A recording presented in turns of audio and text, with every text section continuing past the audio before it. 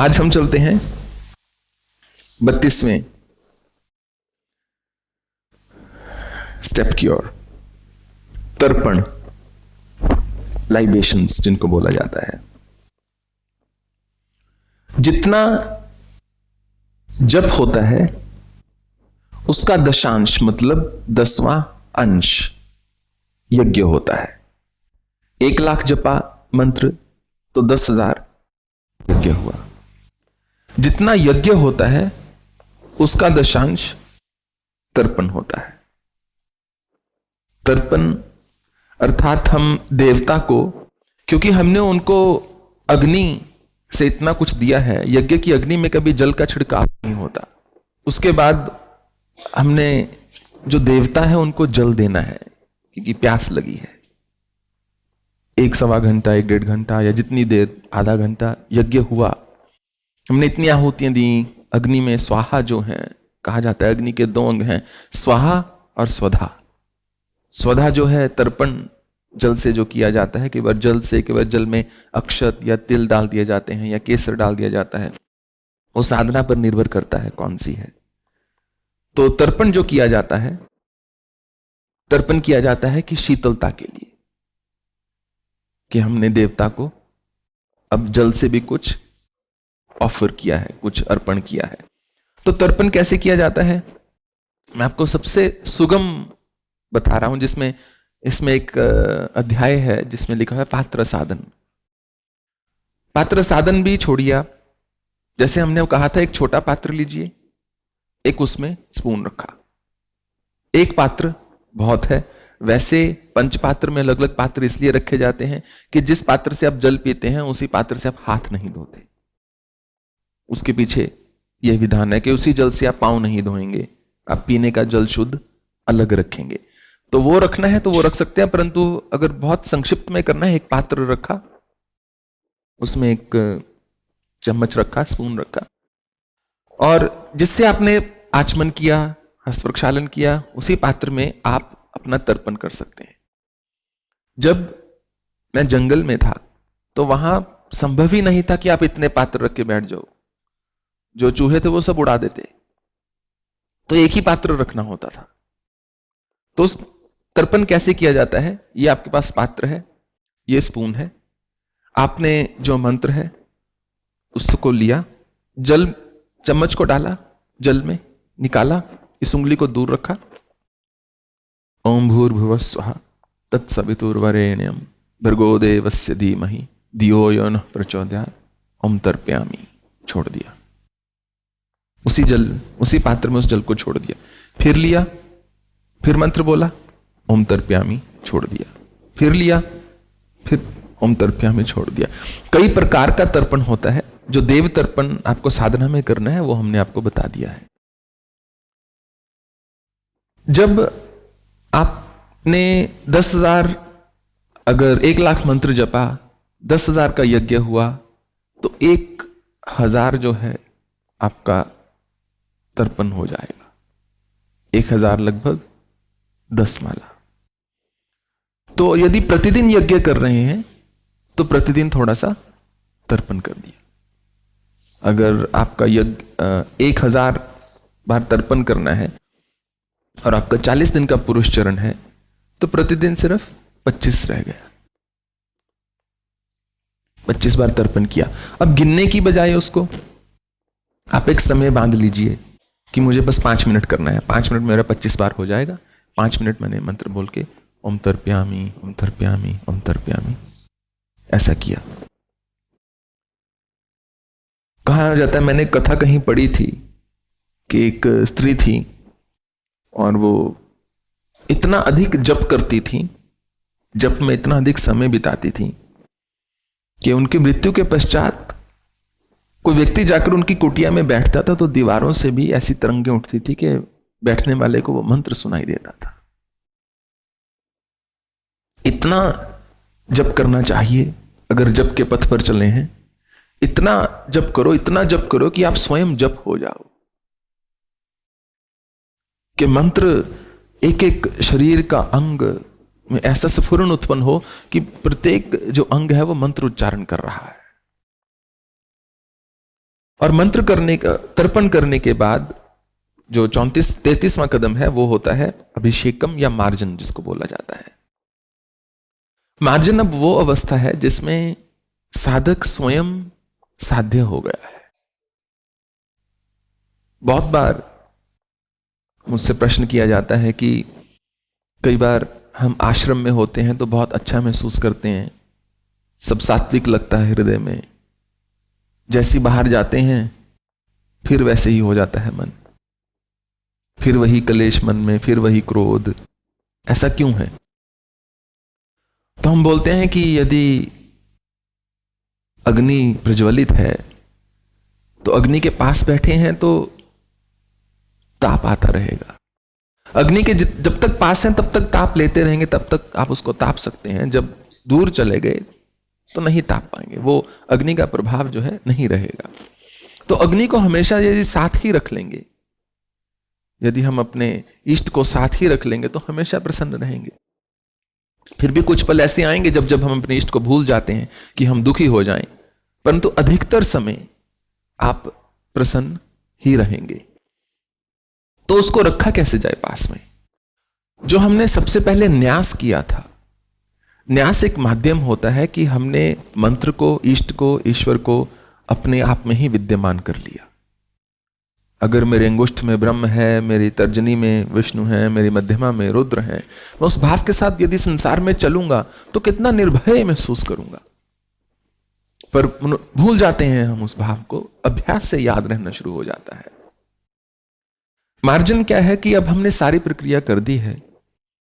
अगर आपको स्मरण हो तो हमने पहले जब विसर्जन किया था शक्तियों का, तो हमने बोला था विशेष कुछ शक्तियां हैं, कुछ दिव्य ऊर्जा, वो मेरे हृदय में ही स्थित रहे, तो वो भी हमारे पास ही हैं। तो अब हम अभिषेक कर रहे हैं कि मैं वो यदि मेरे भीतर है तो मैं वही हूं, तो इसलिए मैं स्वयं का अभिषेक करूंगा। तर्पण होता है देवता का, मार्जन होता है स्वयं का। तो मार्जन कैसे किया जाता है? उसी पात्र को आप ले लीजिए। अगर आप इलेबोरेट चाहते तो पंच पात्र में एक अलग पात्र होता है उसका। पात्र लिया, ये उंगली को ऐसे बनाया, ठीक है ना, ये तमोगुनी उंगली दूर, रजोगुनी उंगली दूर, सत्वगुनी उंगली और के साथ अंगूठा जो है मिलाया, इसको ऐसे लिया, जल में डुबोया। ओम भूर्भुवः स्वः तत्सवितुर्वरेण्यं भर्गो देवस्य धीमहि धियो यो नः प्रचोदयात्। ओम मार्जयामि, बस अपने ऊपर ऐसे छींटा देना है हल्का सा, ओम मार्जयामि, ओम मार्जयामि। दैट्स मार्जन। जितना तर्पण होता है उसका 10वां हिस्सा मार्जन। यदि हमने 1 लाख जप किया, 10,000 यज्ञ हुआ, 1,000 तर्पण हुआ, 100 मार्जन हुआ, तो प्रतिदिन 1 मिनट का मार्जन बहुत रहता है।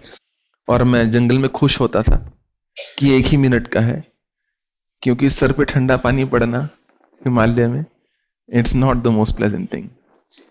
तो हाथ खुलते ही नहीं थे। जब मुद्रा लगानी होती थी, मुझे याद है पहले तो 10 आवाहन की मुद्राएं होगी स्वामी जी, 10 श्री विद्या की मुद्राएं होगी, और उसके बाद 4 हमारी मूल मुद्राएं होगी। तो 24 मुद्रा गायत्री मंत्र वाली भिन्न मुद्राएं थी, वो लगानी होती थी। और उससे पहले श्री चक्र की पूजा है, श्री यंत्र की पूजा है, उसमें कम से कम आधा घंटा लगता था। पूरी प्रक्रिया में 45 मिनट्स मिनिमम लगते थे, एवरेज 1 घंटा। तो उसके बाद हाथ नहीं चलते थे, मुद्रा लगाने के लिए हाथ नहीं खुलते थे। इतनी कड़ाके की सर्दी होती थी कि मुद्रा लगाने के लिए हाथ ही ना खुले, बड़ी मुश्किल से। अब सारा आप बैठे हैं, उसके बाद ठंडे पानी में हाथ डाल के मार्जन हो रहा है, परंतु it was but a tiny price to pay for the results that came through. तो 1 मिनट का आपको मार्जन करना है। मार्जन करना है तो मार्जयामी, और मार्जयामी, बस इतना सा बोलना है। उसके बाद 34 नंबर है, जिसमें कि साधक भोजन या ब्राह्मण भोजन के नाम से वो प्रसिद्ध है, कि हमने एक वो इष्ट जो मूर्ति में बसता है उसको पूज लिया, एक वो इष्ट जो हम में बसता है, यज्ञ भगवान में है, उनको पूज लिया, एक वो इष्ट जो मैंने स्वयं में बसा लिया, स्वयं की पूजा कर ली, परंतु उस ईश्वर का क्या जो जीवंत प्राणियों में है, उसको कौन पूजेगा? यदि अहंकारवश मैं मनुष्य को मनुष्य ही जानूं कि छोड़ो इनसे मुझे क्या लेना देना, मुझे सिर्फ भगवान से लेना देना है, और जो जीवित मनुष्य है जिसमें ईश्वर का प्रमाण है, देखो मैं खा रहा हूं, मैं चल रहा हूं, मैं बोल रहा हूं, यदि उसमें ईश्वर को ना पूज पाए, उसके प्रति यदि मन में दया का, करुणा का, प्रेम का, सहानुभूति का, संवेदना का भाव ना आया, तो हमने क्या पूजा? और वो होता है ना, किसी भी कॉन्वर्सेशन में जब आप कोई लंबी बात करते हैं किसी से, तो आपको दो ही चीजें याद रहती हैं सबसे ज्यादा। पहली, ये एक मनोविज्ञान की बात है, पहली वो बात याद रहेगी यदि उसने कुछ आपके बारे में अप्रिय बोला है। 1 घंटे की कॉन्वर्सेशन हो, बस एक शब्द उसने बोल दिया, नहीं तुम्हें नहीं पता, मान लीजिए, वही याद रहेगा आपको। इट्स कॉल्ड नेगेटिविटी बायस। कि लाख किसी ने पॉजिटिव बोला हो, जो किसी ने इतनी सी नेगेटिव बात बोल दी आपके लिए, आपको वही याद रहेगी। ना जाने सृष्टि ने कैसा मन बनाया, उल्टा भी कर सकते थे, भगवान की भगवान नहीं जाने। अब लीला का नाम दे दिया है, पर ये अपलीला हो गई, डाउन लीला करनी चाहिए। तो वो मनुष्य को सिर्फ वही बात याद रहती है, अच्छा उसने ऐसा बोला था। वो आपको जब जब उस व्यक्ति का स्मरण करेंगे, सबसे पहली बात वही याद आएगी। और दूसरी आपको वो बात याद रहेगी जो अंतिम क्षणों में कही गई है। 1 घंटे की बात में अगर मान लीजिए चलते हुए व्यक्ति ने बोल दिया, अच्छा मैं जा रहा हूं, मुझे फोन रखो, आपको उसका प्यार कुछ नहीं याद रहेगा। 1 घंटे का आपको, अरे फोन ऐसे पटक दिया, आई लव यू नहीं बोला, मान लीजिए, ठीक है ना। यही होगा कि गुस्सा दिखा के फोन रख दिया, वो 1 घंटे का कुछ नहीं याद रहेगा आपको। हमने ऐसा बना दिया है कुछ स्टेटमेंट्स को, आई love you being one of them, कोई मायने ही नहीं रह गए हैं। गली गली में हम हर एक को बोलते फिर I love you, I love you. Love you too तो इतना कॉमन हो गया जैसे बाजार से ब्रेड लेने जा रहे हैं, होल व्हीट है या दूसरी व्हाइट ब्रेड। तो अंतिम वो याद रहेगा जो हैकर्स होते हैं, जैसे जो सोशल इंजीनियरिंग उसको बोलते हैं, बिल्कुल ऑफ ट्रैक है बट फिर भी। तो मान लीजिए हम किसी के बैंक अकाउंट में हैक कर रहे हैं, हमने उसको कॉल किया, जो उस फोन पर कोई जो भी कस्टमर सर्विस में, let's say there is a woman, उनको बात किया, सारी बात करके एंड में आप क्या बोलेंगे? आप एक किसी और अकाउंट का डिटेल्स दे देंगे उनको कि अच्छा इस अकाउंट की डिटेल्स मुझे चेक करनी थी, ये मेरे हस्बैंड की या वाइफ की या मेरे ब्रदर की या मेरी है, मैं ऑथोराइज्ड हूं। तो उनकी स्क्रीन जो है चेंज हो जाएगी। उन्होंने नए अकाउंट की डिटेल्स डाली तो पुराने वाली स्क्रीन चली गई, नए अकाउंट की डिटेल्स आ गई। नए अकाउंट की डिटेल्स लेके थोड़ी सी बात करके बोलेंगे आप ऑथोराइज नहीं हो, या पिन नंबर दो या कुछ दो। आप गलत दो क्योंकि आपको पता नहीं है, रैंडमली कोई अकाउंट आप बोल सकते हो। वो करके जाते हुए आप बस उनकी थोड़ी सी तारीफ कर देंगे, thank you very much, you been really good, I don't know why I couldn't get this account details right, I will call you back in a moment, I will get the details and so on, अभी मैं आपको call करता हूं। तो उसके बाद जब बाद में पता चलेगा कि उस अकाउंट की हैकिंग हो गई है, अगर उस कस्टमर सर्विस वाले व्यक्ति से बात की जाए, उनको सिर्फ लास्ट की बात याद होगी कि उसने मुझे ऐसे कॉम्प्लीमेंट दिया था, या मेरी लास्ट स्क्रीन जो खुली है वो तो इस अकाउंट। तो इसीलिए 34 नंबर पे बिल्कुल अंत में साधक भोजन दिया हुआ है कि हमारा जो अंत है साधना का वो इतना सुंदर हो कि हमको जीना तो संसार में है ना, सबसे मिलना जुलना तो संसार में है, पाला तो इस ईश्वर से ज्यादा पड़ेगा। वो तो विग्रह तो किवाड़ बंद हो जाते हैं एक समय पर आकर। तो इनके साथ यदि हम प्रसन्न रह सकें, इनकी सेवा कर सकें, इनको सुख दे सकें, इनको आनंद दे सकें, तो हमारी साधना वास्तव में पूर्ण है। यही कारण है कि अच्छे अच्छे संत जो हैं क्यों समाज सेवा पर उतर आते हैं एक समय में, क्योंकि वो उनको अनुभूति हो जाती है कि मेरी प्राप्ति हो गई, अब मुझे समाज का कल्याण करना है। किसी दुखी व्यक्ति के चेहरे पर एक मुस्कान आ जाए, कोई मन में दर्द लेकर आया हो और वो आनंद की अनुभूति करे, कोई जाए थोड़ा सुखी महसूस करके, तो और साधना क्या है। तो जितना मार्जिन होता है उसका 10वां%, उसका दशांश जो है वो ब्राह्मण भोजन या साधक भोजन होता है। इसमें क्या किया जाता है कि आप, यदि संघ है, यदि सब लोग मिलजुल कर साधना कर रहे हैं, तो एक व्यक्ति होस्ट कर देता है और सबको भोजन करा दिया जाता है। नहीं तो पूर्व काल में क्या था, यदि आपने 100 मार्जन किया है तो आपका 10 ब्राह्मणों का भोजन हो गया। 10 वैदिक स्कॉलर्स को बुलाकर वो बुला लेते थे, वो वेद मंत्र का उच्चारण करते थे, फिर उनको बढ़िया बढ़िया भोजन पूरी इत्यादि खिला के वो भेज देते थे। अब आजकल इतना संभव नहीं है। आजकल अलग अलग जगहों पर हम रहते हैं, 11 ब्राह्मणों को बुला सकें या नहीं, या 11 लोगों को इकट्ठा कर सकें या नहीं, मुश्किल हो जाता है। तो आप एक काम कर सकते हैं कि साधना काल में प्रतिदिन आप उसके लिए, उस धन के लिए, उस अनाज के लिए कुछ धन निकाल सकते हैं प्रतिदिन। मान लीजिए आपने 10 रुपए निकाल दिए या $2 निकाल दिए या जो भी है, आपने निकाल के उसको रख दिया। आपका 40 दिन का पुरुषचरण जब खत्म हुआ, आपने वो ले जाकर जहां भी आपको लगे वो शुभ कार्य में प्रयोग होगा, तो आप उसको दे सकते हैं इस भावना के साथ। और जब मैं जंगल में था तो मैं इस भाव से ज्यादा था, प्रतिदिन मैं कुछ निकाल भी देता था। जहां तक मुझे याद है, मुझे पूरी तरह स्मरण नहीं, पर मुझे एक चीज याद है पूरी तरह कि मैं रघु स्वामी जी के पास जाता था भिक्षा के भाव से। मैंने कहा, स्वामी जी आप जो भी मुझे खिलाएंगे मैं खा लूंगा, भिक्षा के भाव से आया हूं। परंतु स्वामी ने समझ लिया, मैंने बोला परीक्षा के भाव से आया हूं। तो 7 महीने स्वामी जी ने मेरी परीक्षा खूब ली, बहुत प्यार से। तो मैंने कहा, मैंने बताने की कोशिश की, स्वामी जी भिक्षा हिंदी का शब्द है भिक्षा, स्वामी जी सोचे परीक्षा। तो बहुत ही प्यार से, बहुत प्रेम से स्वामी जी ने, भरत बाई कपि से उरण हम नाही। और मैंने स्वामी जी को ये बोला कि स्वामी जी जो आपको खाना है, जो आपको लेना है, आप लेते रहिए। मेरा ये भाव था कि मुझे एक व्यक्ति को प्रतिदिन भोजन कराना है, वो स्वामी जी हो सकते हैं। एक मन की ही बात होती है, सिंबॉलिक है, करना है।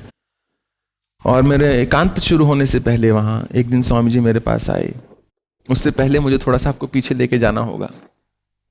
उड़ीसा की बात है, जगन्नाथपुरी भगवान के पास हम बैठे थे और हमने भोजन ऑर्डर किया एक रेस्टोरेंट में। तो मैंने बोला कि स्वामी जी मैं तो चपाती खाऊंगा। तो स्वामी जी बोला हम भी चपाती खाऊंगा। मैंने कहा ठीक है। मैंने कहा आप तो पर स्वामी जी चावल नहीं ज्यादा पसंद करेंगे, आप भारत कोने से हैं जहां चावल का ज्यादा प्रचलन है। नहीं स्वामी जी मैं तो ऋषिकेश में रहा, न जाने ये क्या हो रहा है ना, मैं तो ऋषिकेश में 8 साल रहा, इसलिए मुझे चपाती का पूरा अभ्यास है, मैं चपाती ही खाऊंगा। मुझे कोई बड़ी बात नहीं लगी क्योंकि मैं तो सारी उम्र चपाती ही खाता हूँ पंजाब से होने के कारण। मैंने कहा ठीक है। तो स्वामी जी ने मेरे साथ चपाती खाई, चावल बिल्कुल नहीं खाए। उसके बाद जैसे जैसे समय बीता, मैं जंगल पहुंचा, स्वामी जी वहां आ गए और स्वामी जी भी रोज चपाती खा रहे हैं। तो बात नवंबर में हम शुरू हुए, नवंबर गया, दिसंबर गया, जनवरी गया, फेब में मेरा एकांत शुरू हुआ था। तो जैन में स्वामी जी ने मुझे बोला एक दिन, फेब बिगिनिंग में, कहते स्वामी जी हमको ना चावल खाना है। हमने कहा स्वामी जी आप खाइए चावल, क्यों नहीं, चावल खाने में क्या आपत्ति है? ऐसा लग रहा है स्वामी जी 3 महीने से मेरा उपवास चल रहा है।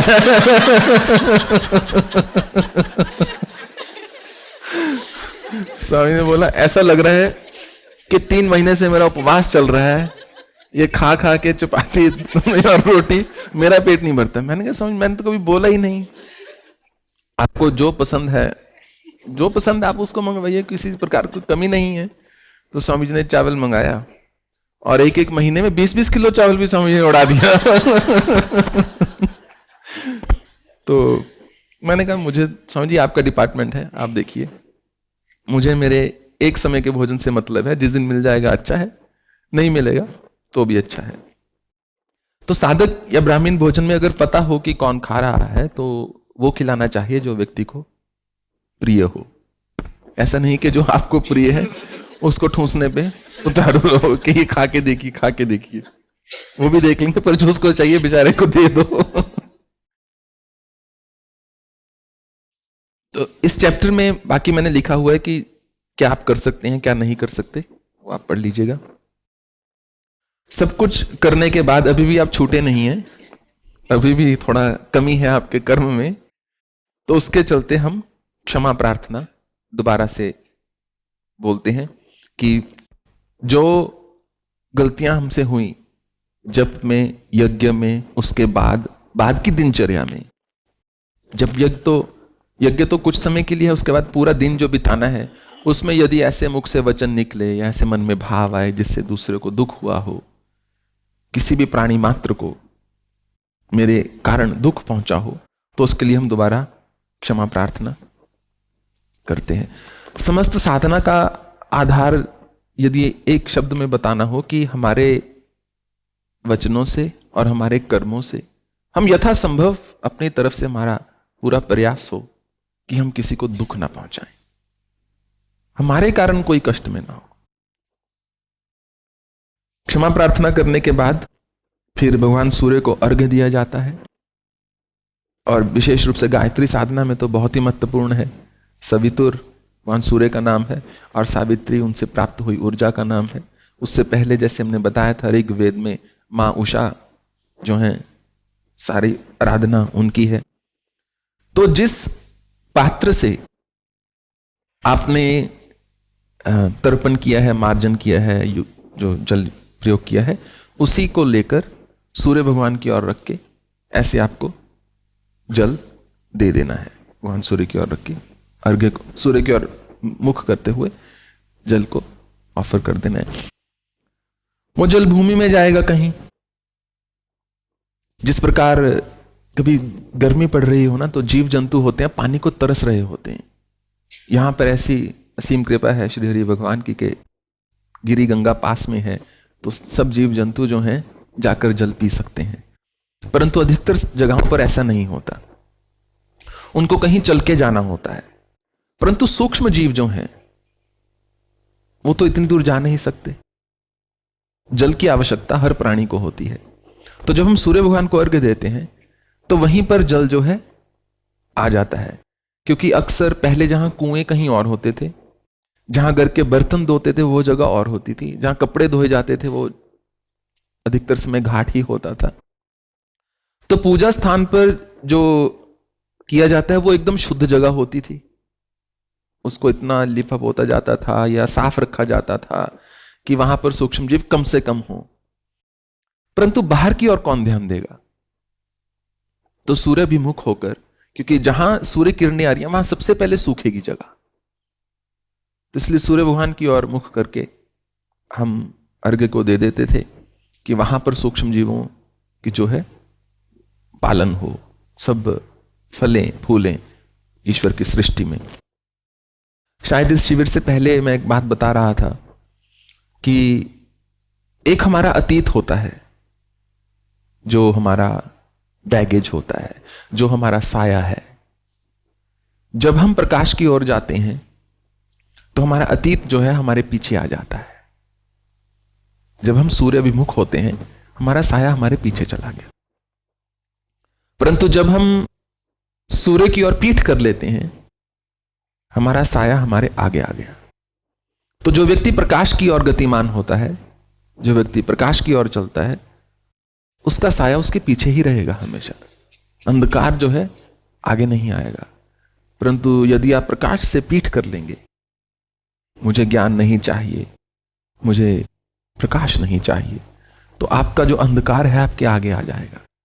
फिर सारी यात्रा अंधकार में ही तय करनी है, आसपास कितना ही प्रकाश क्यों ना हो। यदि पीछे से प्रकाश है तो ये यात्रा जो है अंधकार से प्रकाश की ओर जाने की यात्रा है, साधना, और विशेष रूप से गायत्री साधना, क्योंकि इसका अर्थ ही यही है कि हमें अंधकार से आप ज्ञान दिव्य प्रकाश की ओर ले चलें। तो सूर्य भगवान को अर्घ्य दिया। जीवन में 2 स्तोत्र मुझे याद है जब मैंने बचपन में किया, हर चीज को कंठस्थ करना पड़ता है। जब वेद पाठ सीखा तो उसको कंठस्थ करना पड़ता है।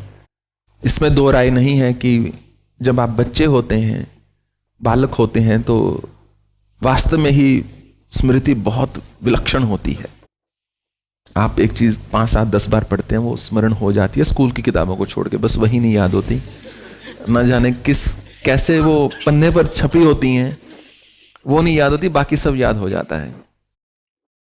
तो सूर्य भगवान के 108 नाम मेरा जीवन पर्यंत का, संन्यास से पहले तक का ये एक रूटीन रहा, दिनचर्या रही कि मुझे सुबह अपना संध्या वंदन करके भगवान सूर्य के और मुख करते हुए जल को देना है। तो उसमें मेरा जो व्यक्तिगत ढंग था, मैं सूर्य भगवान के 108 नाम बोल के जल देता था और बहुत कम समय लगता था।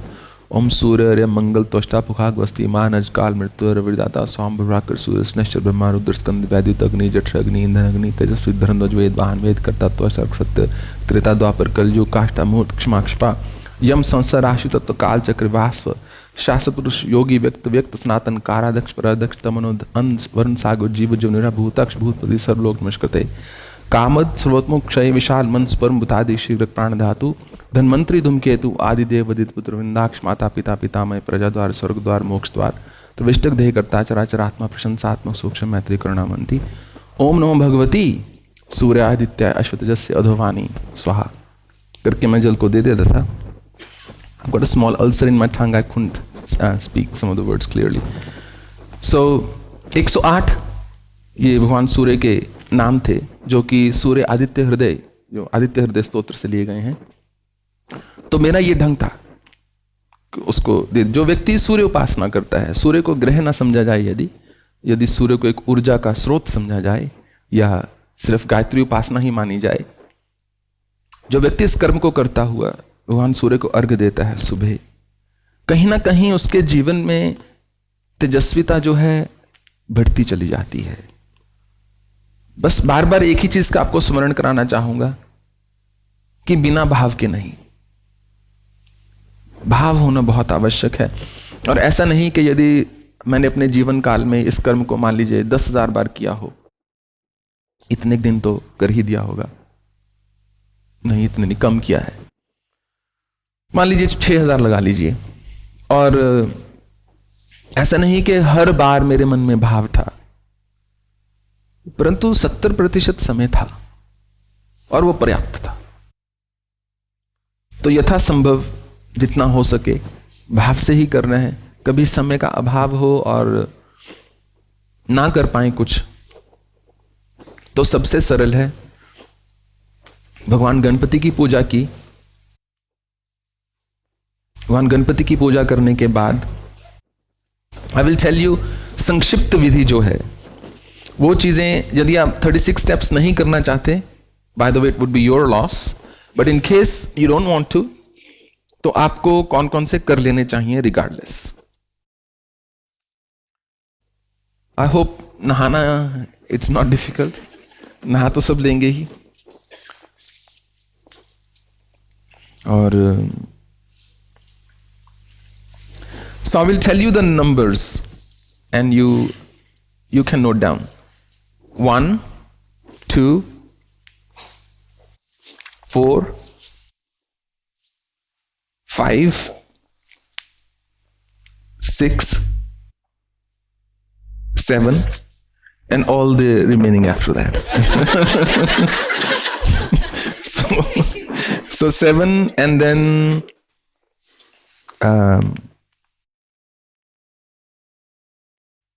if you have a guru mantra, then 10. If you don't, then don't worry. 15. 16th is to be done on the first day only. 22 is optional again out of these compulsory steps, which is mudras.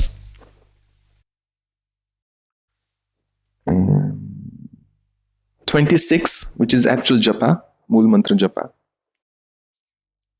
28 is must, जप समर्पण। 30th क्षमा प्रार्थना, and 34, and if you can then 36।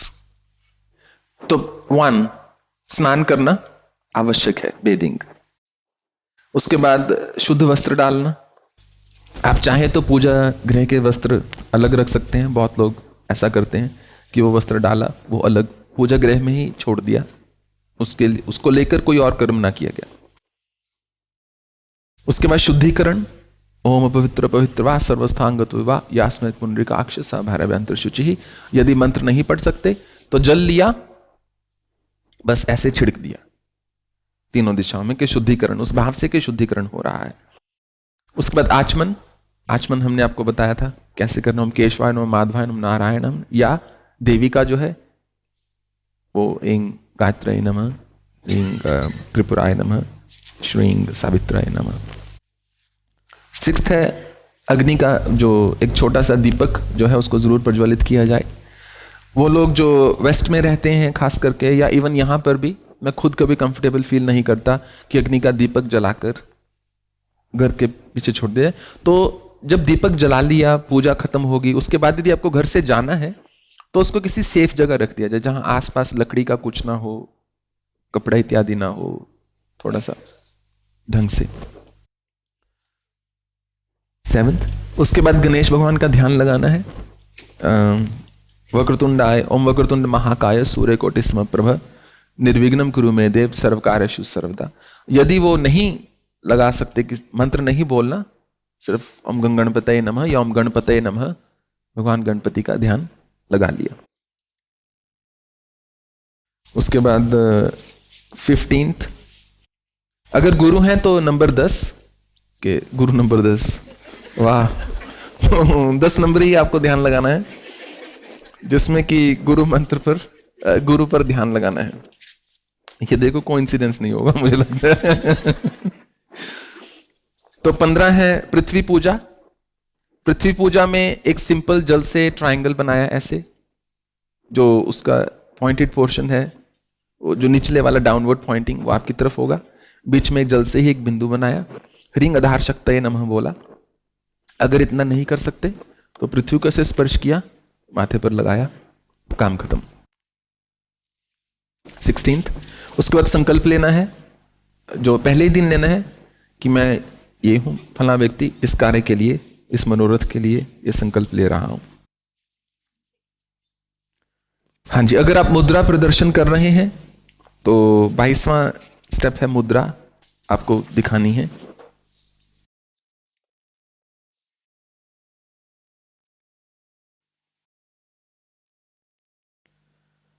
हाँ, ये थोड़ा सा जरूरी है, कर लेना इसको। तो मंत्र जप, ठीक है ना। 26 नंबर है मूल मंत्र जप, और अपने पास मत रखना। 28वां भी कर लेना, जप समर्पण, कि मैंने सर्वभूत के कल्याण के लिए किया है, सर्व जीवों कल्याण के लिए जप को किया है। हालांकि संकल्प में आपने कुछ और बोला था, परंतु वो आउटकम है, ये है कि ईश्वर ने ही देना है सब कुछ, मैं उनको समर्पित कर रहा हूं, ये जो मेरा जप हुआ है।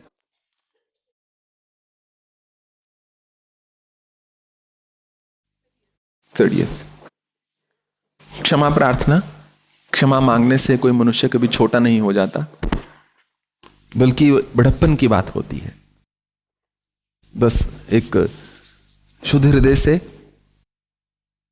मानते हुए हृदय से क्षमा मांग लेना, चाहे दूसरे व्यक्ति से हो, चाहे, याद रखना हमेशा क्षमा आप मांगोगे, आप तभी क्षमा मांगोगे जब आपको लगता है आपने कुछ गलत किया है। अगर आप क्षमा मांगोगे तो आप क्षमा मांगने से छोटे नहीं होगे, बड़े होगे हमेशा।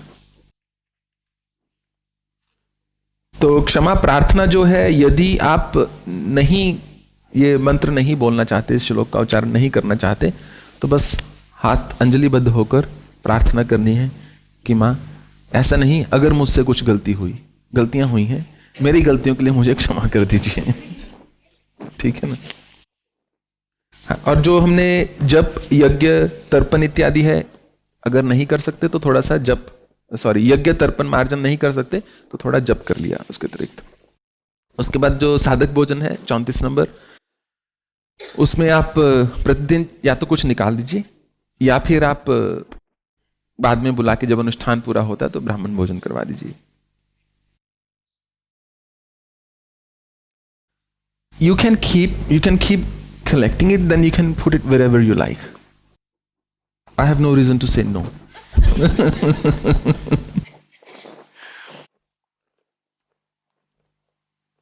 और उसके बाद सूर्य भगवान को यदि जल दे सकते हैं अर्घ्य तो अच्छा है। मान लीजिए नहीं कर सकते किसी भी कारणवश, बाहर स्नो पड़ी हुई है और आप नहीं जाना चाहते, किसी भी कारणवश नहीं कर सकते, तो आप किसी पौधे में उस जल को डाल सकते हैं।